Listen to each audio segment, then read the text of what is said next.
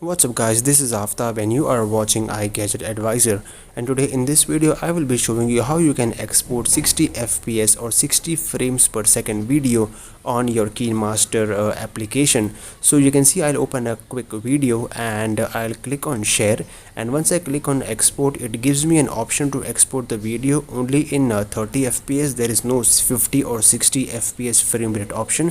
So what you do is you come to the home page and just click on the settings icon, and once you click on settings, simply scroll down at the bottom where it says advanced and experimental settings. So once you click on that, you have to just click on this warning that says continue anyway. Just click on it, it's completely fine, it won't change any of the settings.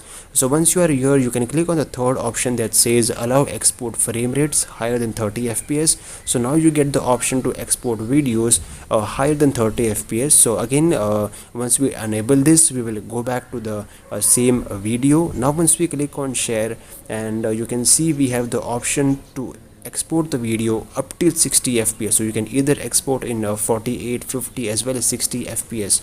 So that was a quick fix. I hope you like the video. Do like the video, do share, do subscribe, and thank you for watching. This is Aftab. Have a great day.